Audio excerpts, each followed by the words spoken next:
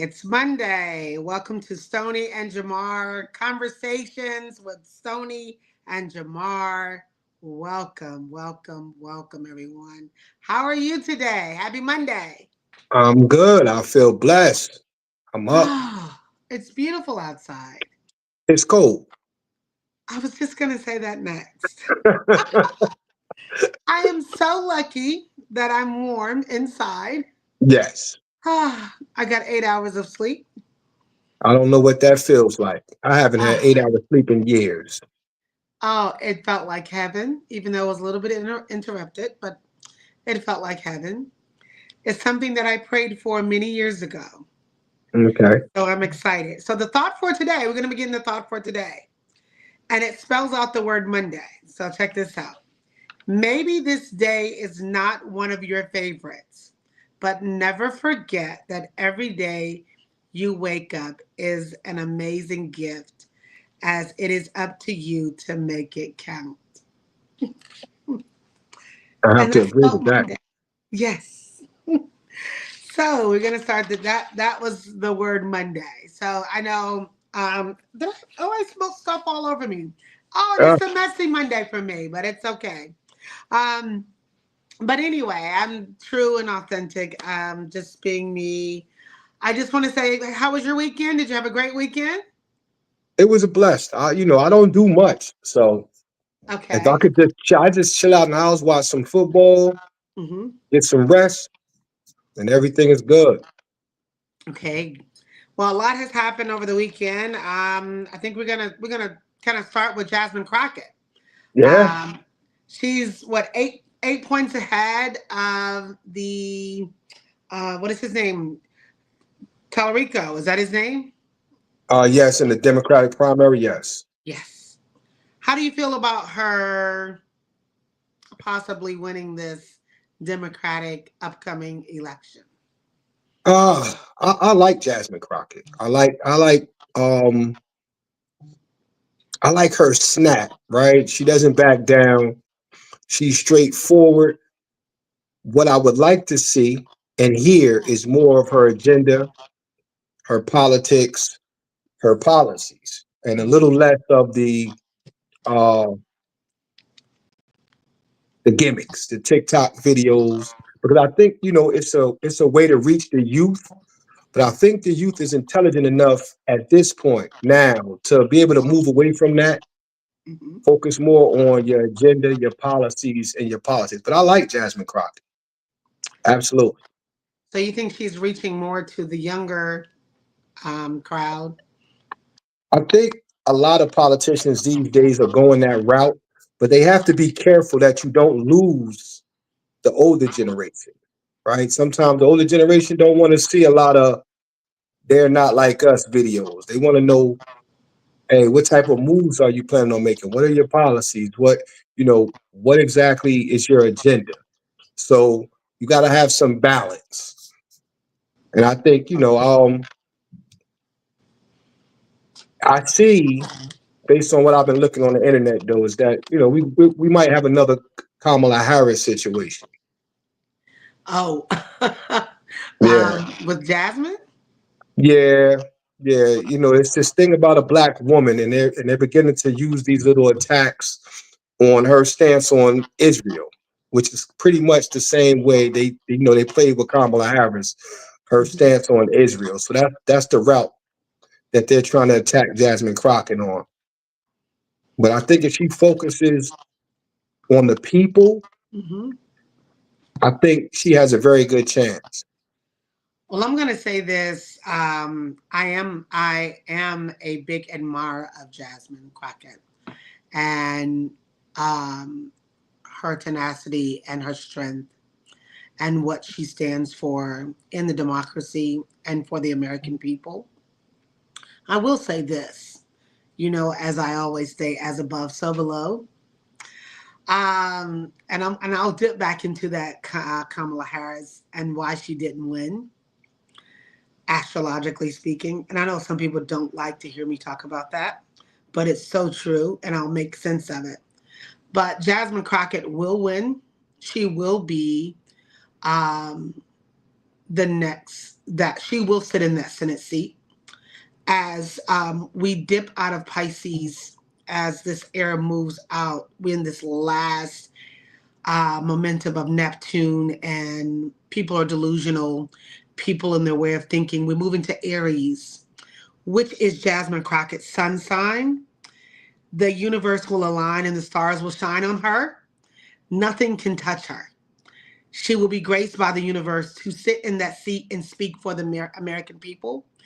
And as things progress and move into that narrative around April and May of next year, we, the people, meaning the American people, will stand bold and come together because it will be a new era, a new wave of energy, and people will start to speak and stand in unison together and stand up for their rights.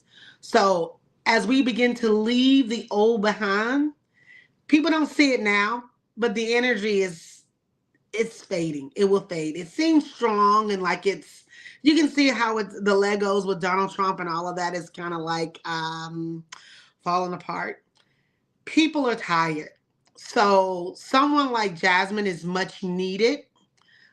Yes, they may ask her to tone it down just a little bit, but the stars are definitely aligning for her to speak for and be the leader. She's an I am, she's a number one. She is, she's a leader. And that's what the world needs. So I don't see anybody else. I don't see, even if they cheat, even if they try, it just won't happen. Now, what you said about Kamala Harris, when that happened with her, the stars were not aligned. There were some shadows in place in the sky with her being a Gemini ascendant. It was just it was just not happening for her. Now, if Kamala tries again, possibly with things moving the way they're moving in 2026 and 2027, she just may have a shot. I don't know. It looks like she could have a stronger position because the stars are aligned. But we don't realize that things don't happen for us. People don't see us in a certain light because it's not that time yet. You can work really hard. You can write really hard. You can keep raising your hand. Hey, hey, hey, hey, it's me, it's me. But if it's not aligned for you yet, it just won't happen. So for Jasmine, I'm going to say with confidence, she will get that seat no matter what they try and do. The universe is going to shine upon her and it shall happen. That's my Okay. take on it. Okay. I don't care what they try to do. They can cheat. They can bad talk her. Um, if you knew what I knew, what was happening in April of next year, and yeah, she's definitely, she could run for the president of the United States and win. That's how powerful the stars are Really? aligning. Yes, that's how powerful with Neptune and Saturn going into her sun sign. That this is an epic, would be an epic time for her career, for her life, for everything that she's put into whatever. It's anything that she asked the universe for, as long as she has done good by people and her intentions have been good, the universe is going to say, yes, my child, you can have it. And nobody can stop it. I'm sorry. So if Okay. you're hating on Jasmine Crockett, you might as well go sit down because the universe has already said yes. Let's That, hope so. oh yeah. We'll have this conversation in April and we'll go back and Okay. see. Yeah. All right. Yep. We'll come back to it. Yeah, we'll come back to it. But that's me going off into one of those spiritual, what I know, other thing moments, because I look at things in other ways. Getting kind of, excuse me, getting off topic, but she's definitely gonna win. And it looks crazy. And with Kamala Harris, I know it sucked. And everybody's looking like, I see these memes or these what do you call those posts where they have Michelle Obama saying that the world isn't ready for a woman leader, and Mhm. she's absolutely correct. Even I believe if the stars were aligned for Kamala Harris, which they weren't, the world isn't ready for a woman leader. I agree. I agree with that. Yeah. Whether she's, no matter what ethnicity she is, no, it's not ready for it. I totally agree with that. I don't know why, but I do agree that the world is not ready for that. I Mm-mm. don't know why. We haven't even gotten past all of all of the brown stuff yet. And imagine trying to handle the brown and the woman stuff. Oh my Yeah, gosh, it would be sickening. that's what we probably need to get past the brown stuff. Oh, is a woman. Maybe. Oh, that's an ouch. I felt like I just hit my knee. Hmm. I don't even know if I don't even know if I'm ready for a woman. And I I'm a don't. I woman. don't. Well, what? I mean, I don't see the negative in it. Like, what exactly would a woman being the president of the United States, the leader of the free world?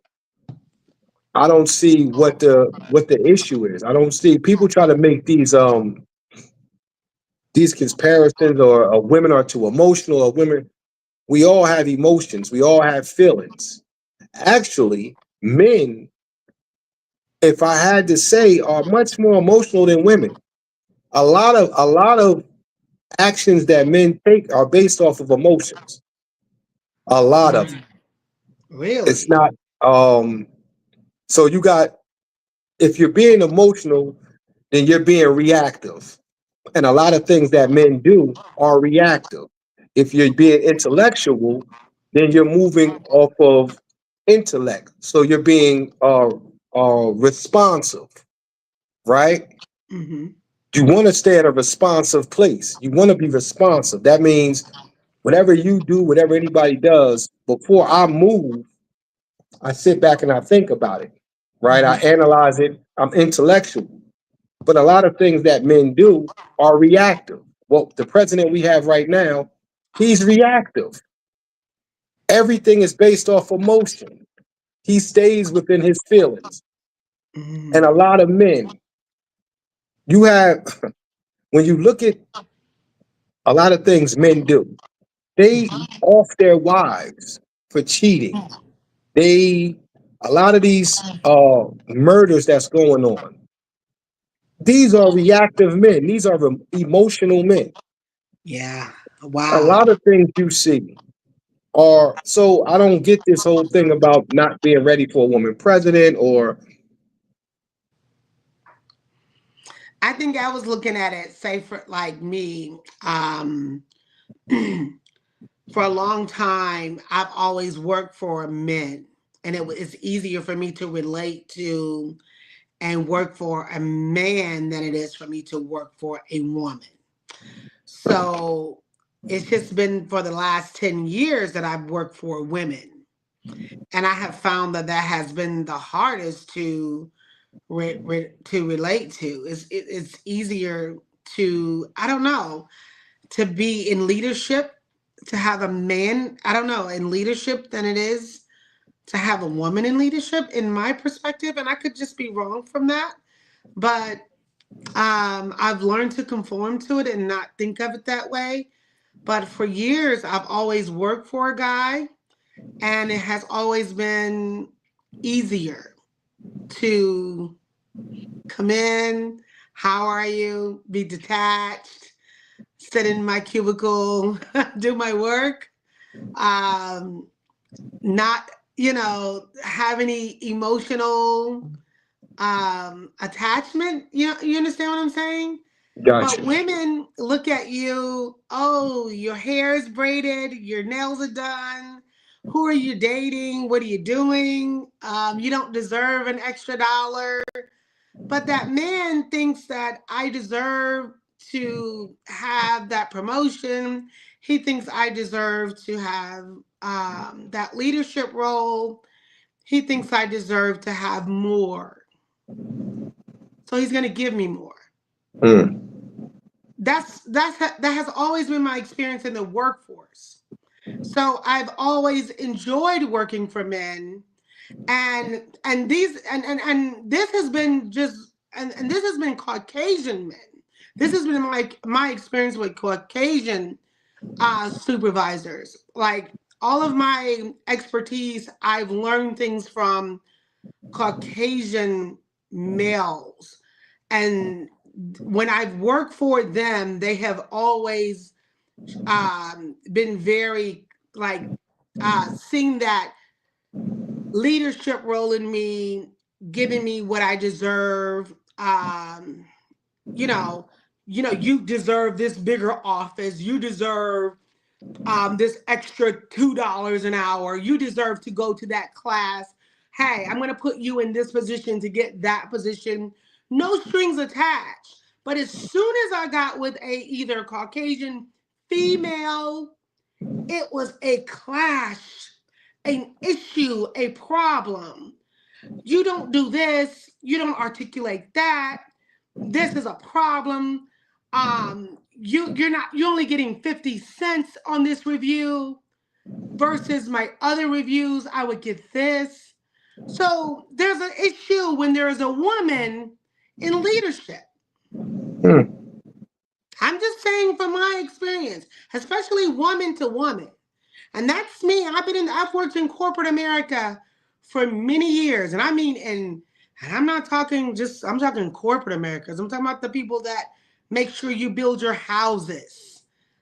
Corporate America. I worked in that type of corporate office. And so I didn't have to step on anybody's toes or anything like that. So when those supervisors changed and I ended up being in those positions, I had issues with those women. And the same thing when I came to throw newspapers. I had issues with those women for no reason. And I don't understand. I'm just a woman. Mm-hmm. So women have problems in leadership. I don't care because they lead other women with their emotions. They don't lead other men. I've noticed how women in leadership lead you guys with their leadership. They don't handle you men the same way they handle us women. Mm. They don't. I don't know why. Uh, Now I could actually say the opposite. Like I've never had an issue with women in leadership. Um, I've never really had an issue with men in leadership. Mm, Uh, it's uh, it's my opinion that it's always about you. How open, no, not you per se, but as an individual, right? Maybe it's how you're viewing it, or the individual is viewing it.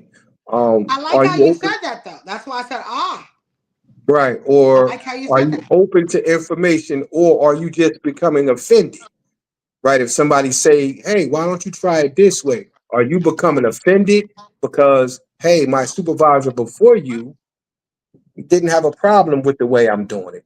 Now you come along and you want me to change the way I'm doing things and you get offended. So you automatically are pushing back. You're offended. Mm-hmm. Maybe not taking the time out to think, dang, maybe let me try it this way. Maybe they're Mm-hmm. showing me a new way of doing things. So I've always taken that stance. I've always been open to information, open to becoming better. So Right. anybody, a man, a woman, or a child, if they can give me information to become better, I'll take it. I'll try it. Right? I don't get offended by it.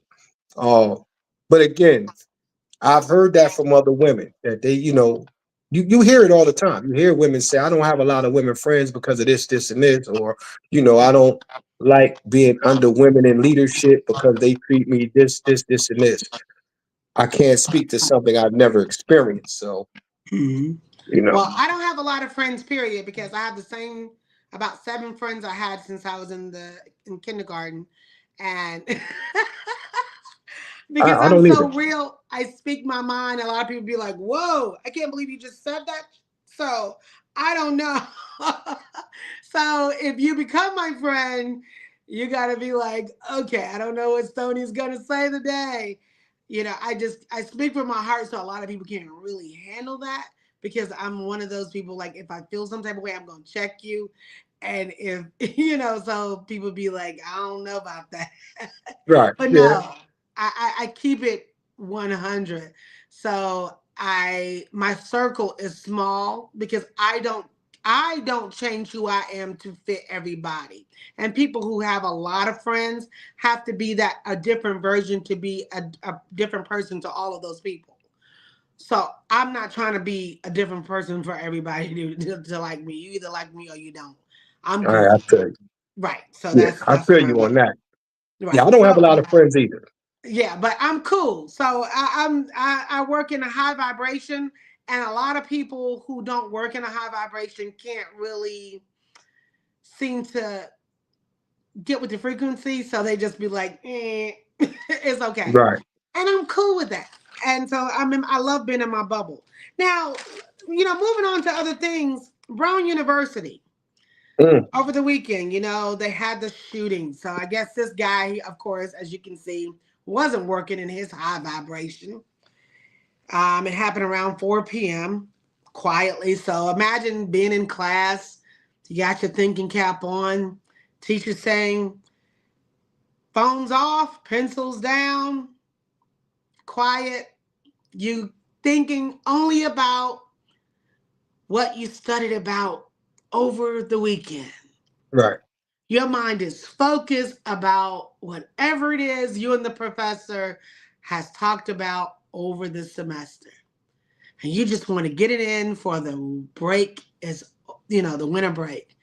And the next thing you hear is pew, pew, pew, pew, pew. Two people are dead, nine people are injured, Hmm.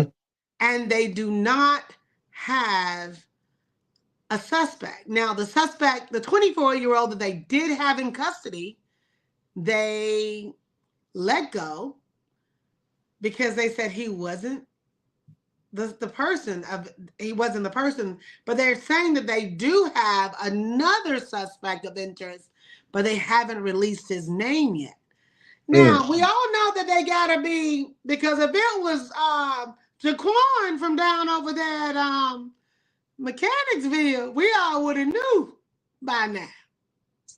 Yeah, that seems to be the that seems to be the regular. Well, yeah, I seen that. I mean, it's becoming such a normal occurrence in the United States of these university shootings, school shootings. Uh, they're not being addressed properly, right? But why we can't And know who it is beforehand? Why you gotta protect him? But if it was Jaquan, even if you thought it was Jaquan, they would have you already don't told tell us. us that it was him. Say, well, that's that's how it goes. But we are. It's almost as we know already because that we know who fits the mo. We know who gets angry, gets a gun, and wants to go shoot multiple people. So it's not as much as we gotta play a guessing game. We already know who fits the mo. Um, I would just wish that that particular community would address it the way that they address the so-called black on black crime. I wish they would just address it the same way they address black on black crime. What's going on in their homes where they keep producing school shooters, mass shooters? Like, what is going on? Like, Right. To produce these maniacs. right, what's going on in your homes? Because according to it appears that those particular people, they know how to fix the black community. They know how to tell us what we need to do. Right. They're all over YouTube, Instagram, letting us know, hey, you need more fathers in the house. Well, you guys have fathers and mothers in the house, but you keep And you got producing. more mass shooters because hold on. Exactly.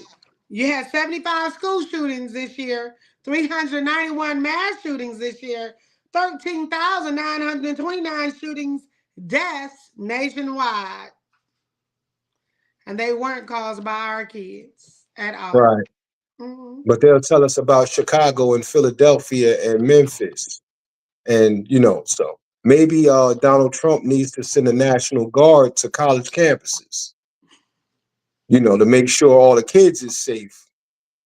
Maybe he But, should send them to the suburban neighborhoods. That would be nice. uh, you know, yeah, that's a sad situation. You get tired of seeing these things where these kids just want to go to school, get their education, and so yeah. So the head coach Stephen Kerr of Golden State Warriors, he spoke out on Sunday to his team. He said, "It is on us to decide if we actually want to take action as a country or as citizen in regards to this gun control. What do we do about this gun control, this gun violence? Well, I mean, Mm, what are we going to do? Because this is a that mental health issue. is it We talked about this before when we first started collaborating. We briefly spoke about people having guns that have mental health issues. right. Yeah, well, that the saying is guns don't kill people, people kill people. I agree with that to an extent, right? Of course, yeah, a gun doesn't just go off. Somebody has to pull the trigger. But at the same time, we have to address gun violence and the gun. Nobody should be walking around with 50 rounds of ammunition for nothing. Mm. Who are you hunting? What are you hunting? A predator? You don't need 50 rounds of ammunition. You don't need uh, weapons of really like mass destruction. You have an AR-15. What are you hunting? Mm. What are you hunting with that? So, in in this country, first of all, let's start right here. Okay. The United States of America is a violent country. Yes. It was founded on violence. So we need to just flat out just get honest about that. It's not black people, it's not white people, it's not the country itself is founded on violence. It's a violent society. Hmm. The next thing is the guns. People stand on their Second Amendment rights before children, but they say we got to protect the kids from the gays.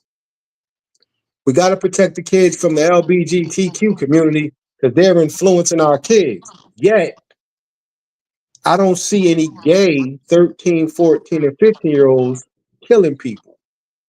Not too many gays are going to the schools and shooting up the schools. These are heterosexual white men. These are young black males.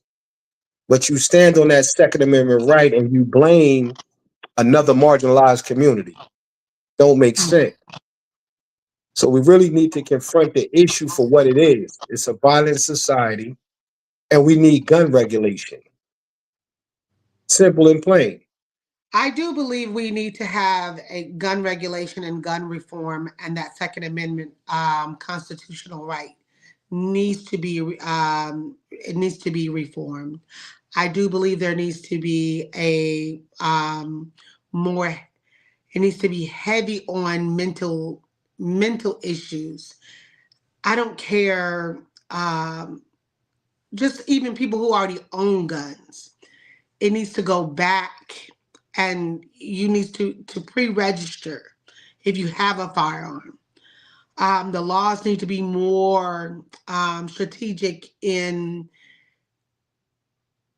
mm, enforcing that people have those gun registered, mental health cards and things. Just like these people have to have these emotional support cards to walk around with their dogs, you should have these mental health cards to be able to own a gun. And they need to be every 2 years. You should have had so many hours of mental health counseling, um, some type of training. I mean, I'm not even talking about online. I'm talking about in person, where you're talking to a therapist before you can be able to have the right to carry the gun. And if you fail any of that, you have turn your gun in to a law enforcement. You have to be mandated to turn your gun in. And you should not be allowed to have more than one weapon. Mm. Then how do we regulate mental health? But well, how do we decide who's mentally competent to have a firearm and who's not? That's where everyone should have a mental health evaluation. Right, but That's what where, would the diagnosis be? Where would the diagnosis fall? We because all that get goes. angry. We all get angry. We all get depressed. We Mhm. all right. So there's the DSM-5. That's the diagnostic manual for all mental health disorders. That's what mental health professionals use to diagnose you. So if you go to see a mental health professional, they're gonna listen to what you're saying. They'll go to the DSM-5. That's where they'll find your diagnosis. In that DSM-5, there is a diagnosis for almost anything. Mhm. If you scratch too much, they have some type of diagnosis for it. So that the mental health thing, I get what you're saying, but that would be very difficult. I agree with the limit of firearms, but Not really, because I'm not a psychiatrist, so I can't say how to be able to zoom in on to be able to say, okay, that person has a trigger. So I'm going to use me for an example. I suffer from anxiety. So when I go to the doctor, I go to the doctor every 6 months. So that when I go to the doctor and I check into my primary care physician, which is called PCP, they ask me a series of questions. How are you feeling today? And it's like 1, 2, 3, 4. And then the next question follow that. 1, 2, 3, 4. Then the next questions ask that. So by the time I get to the back, she knows if I'm suicidal, homicidal, whatever the case, and if I need to go out in a straitjacket or not, okay? mm, Based off those answers, because it adds up to something. I don't know how it determines, but based off her professional training, I'm just answering the questions based on how I'm feeling.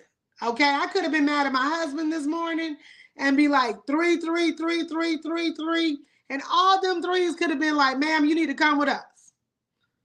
right. You But what going if over you here to don't? Wales Star to the ninth floor?" Here's the thing. But what if you don't?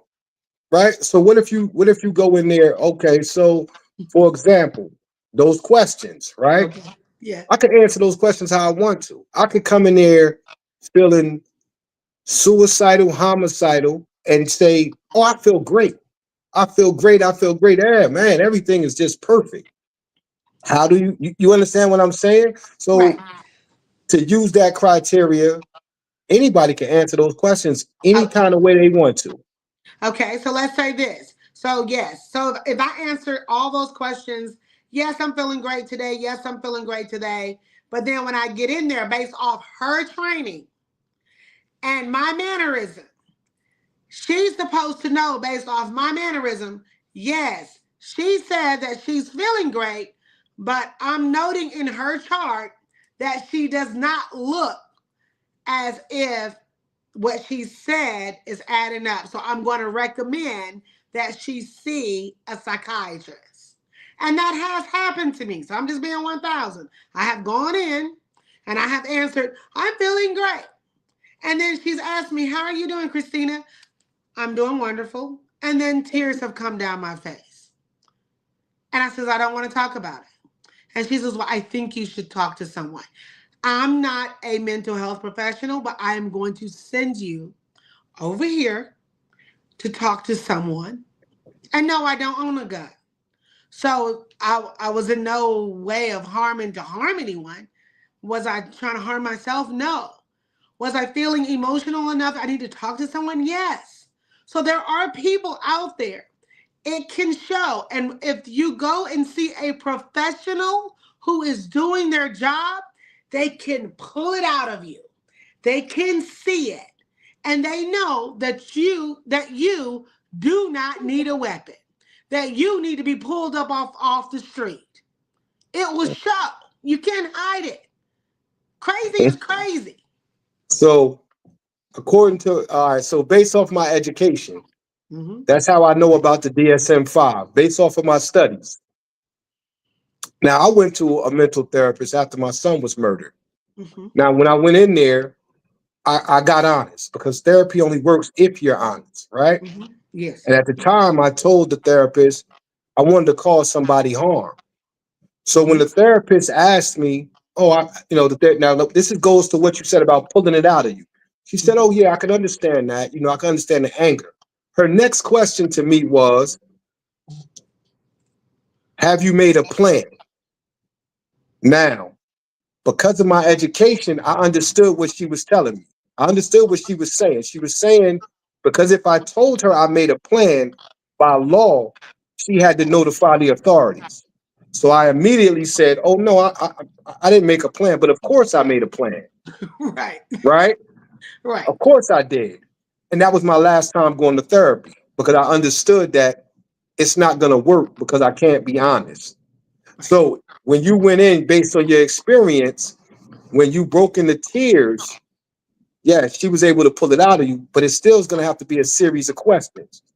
And a person can go in and answer those questions the way they want to answer them. If I want to own a firearm and it's based off of this mental assessment, Mm-hmm. or I'm going to go in there and I'm going to work that mental assessment, Mm-hmm. they won't be able to pull it out of a person who wants to. But Got now, a person who's seeking help and you go in, you wanted help that day. So yeah, you mark down, you feeling great, but when you went in there, your tears was a cry for help, and your therapist was able to recognize that based off a conversation. So that I mean, it could work. I do believe that people who want to get a firearm should be mentally sound. It's just going to be very hard to make that work. It'd be hard to make it work. I feel like all of the energy that he is going in to do welfare reform, he should go and use that same energy into doing gun reform and Right, take that energy and instead of making everybody reapply for welfare, make everybody reapply for gun license and make them reapply for the crackdown on the mental health um policies to get and to maintain your gun license. right. That's what I And think you should do. when it comes down to guns anyway in this country, we need to be honest, right? If we just get honest about the reason why these people fight so hard for their Second Amendment right, it's the big black boogie monster, right? What is that? That's it. What is that? They fight for their Second Amendment rights because of the fear of black America. If I don't have my gun, I can't stop a black person to ask them where you're going. If hey, you live here, what are you doing in this neighborhood? Right?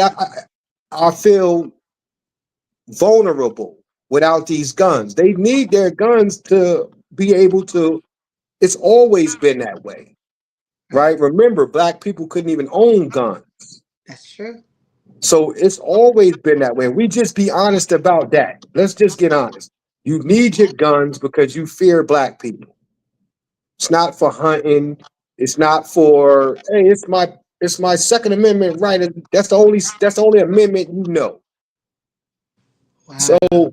we got to get honest about that first. And this is why the NRA is one of the biggest lobbyists in Washington, right? They one of the biggest lobbyists, and this is why they stand so hard on their Second Amendment right. And this is why we don't have real gun reform. Have you seen those new NRA commercials where they talk about if you have a gun to be able to carry your gun to different states and your right to carry a gun, joining the association and all of that? Have you seen those? Um, yeah, they have new commercials. I don't pay attention to it because I'm a convicted felon. Right. Well, me too. And so it doesn't matter to me. That's another thing. How if we're talking about the Second Amendment of rights, you either pro Second Amendment or you're not. If the Second Amendment says everybody can have a firearm, See, I'm pro Second Amendment. I believe that everybody should be able to have a firearm. Period. Now, what you do with it,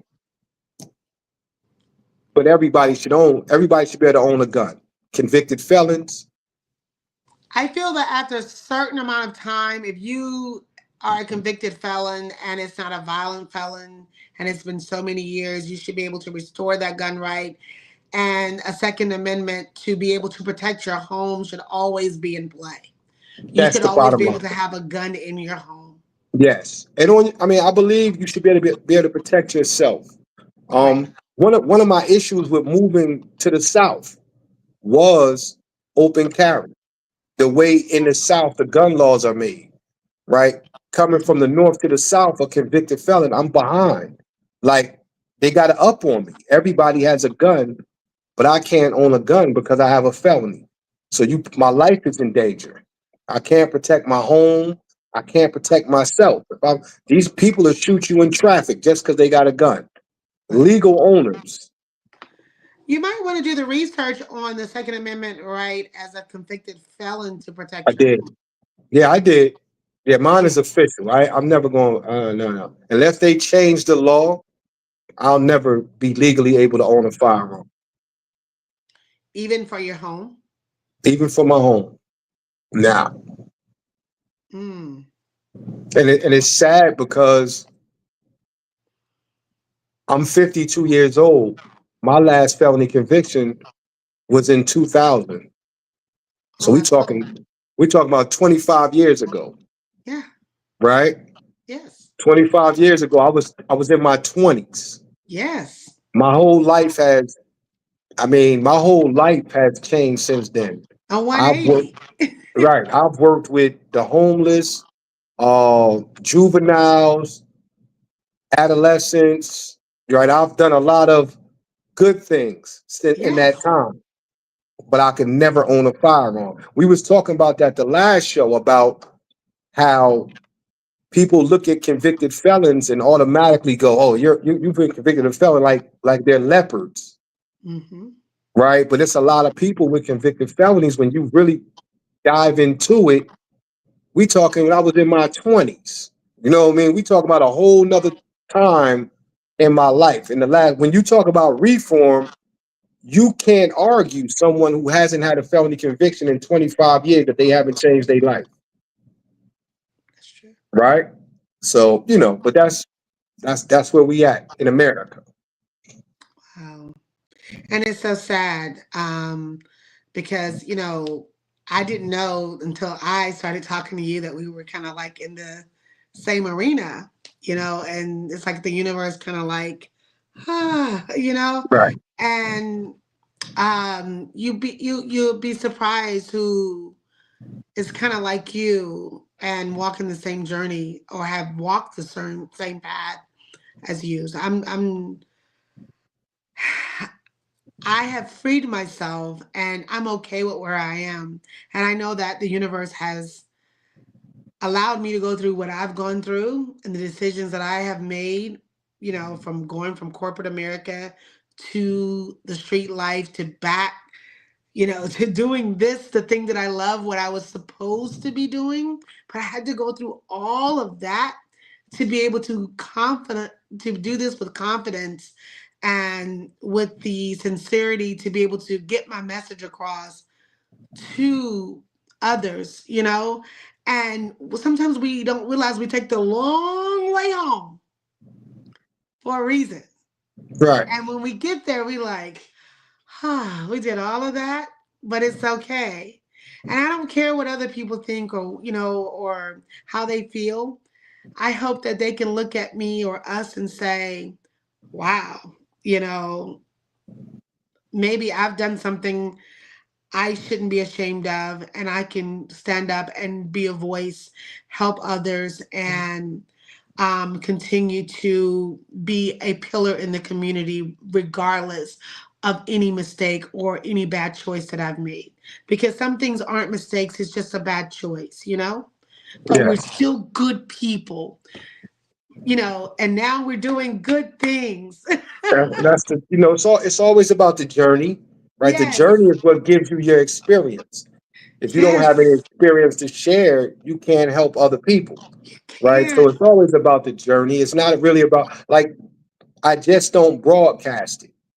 There's a lot of things I don't broadcast. You know, I work with people for what the last 3.5 years. Hmm. Most of them would never know my son was murdered because it's not something that I broadcast. I don't, it's no need for me to broadcast a lot of things. I don't have to, you have some people who their whole image is their past. Yeah, I did this amount of, and I was here. I don't broadcast those things. I'm not living like that anymore. But when the time is right, I share that experience to help others. I talk about that when speaking to people, when you're talking to the youth, when you want to reach the youth that's, maybe out there gangbanging. It's not always about reaching them by talking about your street stories. Yeah, when I was back, it's not always about that because they can see through that. Their mindset is, what are you doing now? We out here living it now. What you did in the past don't matter. So you have to reach them with sincerity, understanding. Look, I know how you feel going through what you're going through, rather than telling them about war stories. You want to try to reach people based off of feelings, Yes. not uh your story matches my story. No, I know how you feel. I know what you're going through based off of how you feeling. This is how I got through it, right? Yes. I could just plant the seed and give you the information. Hopefully you'll stay alive long enough to use it, right? Because we had to stay alive first. And I Yes. think that's what this is all about. It's about being able to share your experience. I If you agree. help one person, You just never right? know who's listening and who you are helping. Right. I wanted to say that tomorrow, I know that you're going to share with everyone about your show that you have on Pulse 101.3, and shout out to City over at Pulse 101.3, the heartbeat of the community.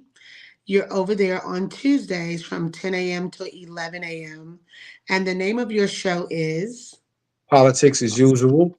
Okay. And so tomorrow you'll be there, and everybody needs to download, make sure you download the app so that you can catch Jamarr. Politics as Tomorrow. usual. Politics as usual. Tomorrow, I'll encourage people to tune in for tomorrow. I'm gonna talk about law enforcement and policing in America. Whoa. It's gonna be a good show for Okay. some. If you pro police, you might not like it, but it's gonna be a very intense show. I'm gonna break some things down about the police and law enforcement in America. So yes, 101.3 the Post, heartbeat of the community. Download the app. Politics as usual. 10 to 11. 10 to 11. Will you be live as well, Jamar? I'm not gonna go live. But Or what you I just am gonna listen on do, the app tomorrow? yeah, and then Yeah. I'm gonna make some clips. So make sure that you guys download the app. Go in your app store if you got Google, if you got a go in your app store. It's Pulse 101.3. Um, Make sure you download the app tomorrow and catch the show. Going to be great information. And then tomorrow, we'll be talking about insurance on here on the Stoney Love Show with JB Barnett. We'll be talking about the subsidies that Americans may not get. And Mm, that's what we're going to be talking about as we close today. The enhanced subsidies may lapse for a bunch of Americans. Um, we because Congress, as you know, they're not still agreeing on these Obama subsidies, and the premiums may increase by 114%. So that could be about $1,000, and about 2 million Americans are expected to be uninsured for 2026. So that's going to be a major thing for Americans going into 2026, and not having any health insurance. And as we were just talking about mental health, you need health insurance mhm. to make sure that you see about your mental health, to make sure you're up on your medications, your doctor's appointments, and things like that. Do you feel, Jamar, that Congress may come to some medium about these subsidies that were previously intact during COVID? Because you remember during COVID, they extended Medicaid for those that needed them, and the Obama subsidies and things of that nature. Those things are all coming to an end. What do you think? You think we're just I'm hoping that they can meet in the middle, uh, and stop politicizing this. Like people are really going to lose their health insurance. A lot of people are not going to be able to afford health insurance, but they're playing political games. I would love to see them lose their benefits, right? mm, So we don't have people. Americans lose their benefits, their health care. Government workers, you lose yours too in Congress, because I'm quite sure they have a nice health plan. They have a nice uh, insurance plan. The members of Congress and the members of the Senate, I'm quite sure their whole family is insured. So when we don't have when these Americans lose their insurance, you lose yours, because that's we in a place where the have and the have-nots, right? They mm, have, so they don't they can play around with the have-nots, and, right. it's sad. It really is. I hope they can meet in the middle, whether it be Democrat or Republican. Just work, make something happen. So people, this is America. Everybody, it should be free health care and free education. Period. Well, I do agree with some of this, modification of certain things that Medicaid will and will not pay for, like some of these cosmetic surgeries and things of that nature. However, but the subsidies, people need those subsidies.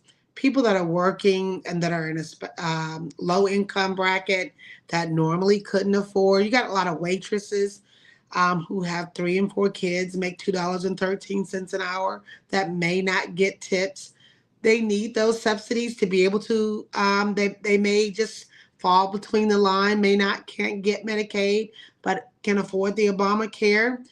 They need the subsidies to be able to get to the doctor in case they get sick, to get that flu shot, to get that pneumonia shot, so that they can remain healthy, their blood pressure medicine, their mammogram, Right. So these things need to stay in effect so that we can have healthy parents to take care of these children. If not, 2 million Americans without health care, that means we're gonna have at least half of those people probably dropping dead in no time at all because they couldn't get the medication or the things that they need to survive. And that's scary. Yeah. Well, they don't. Like I said, they don't mind playing with other people's lives in America. Between my parents, your parents, people's grandparents, the amount of taxes that have been paid for those who came before us, white, black, just Americans in general. There should be free health care and free education, period, and feed people. Those shouldn't even be issues in America. Americans, if this is the country that we claim it to be, we shouldn't have a problem with feeding people, people having health care, and educating people. That should never be a problem.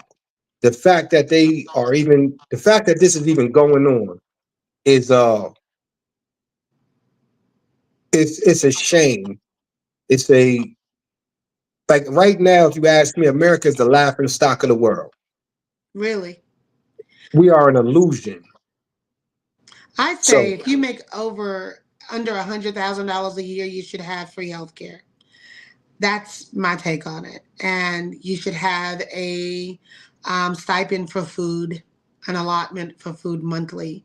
So $100,000 is not a lot of money, no, and so I feel that if you're under that under that tax bracket, then that's a given. You know, So, with that being said, I think a lot of government reform, a lot of things should be really taken into consideration. This presidential candidate that is in office now, all he has done is got in there and made this whole thing a laughing circus. He has gotten in the office and created war within the on American soil. He within the American people, American soil. He's pissed people off across the world. It's just turmoil in the nation, period, because of this man. And where we go from here, what's next in America, Jamar? I can't tell you. Yeah. But I always say I don't totally blame Donald Trump. I Mhm. just believe that America was America before he got there. All he I, did was capitalize off of it. he did. That's all. Right? America was what it was when he got there. He just energized the base. If people could move away from this Democrat, Republican, liberal, conservative way of thinking, Hmm. right? Because both of them pretty much are the same thing. Hmm. Each one of them. The conservatives claim that they want less government, but they're more government. Yes. They claim they want to, hey, we just want to live our lives, but they tell everybody else how to live. Both sides tell everybody how to live their life. But as long as we going that way, as long as it stays the way it is, if nothing changes, nothing changes. Chaos in America. I'm going to leave you with this thought, and I'll see you again on Wednesday. Um, and I want you to have a great show tomorrow. Thank And you. we'll definitely. So, my thought as we end the show today, we may encounter many defeats, but we must never be defeated. So, Like, until the next time we meet again, my friend, drink your water and mind your business, everyone. And I'll see you on Wednesday, Jamar. Have a great rest of your day. you too. See you on Wednesday. Thank you, sir. Bye bye. All right. Bye. Bye.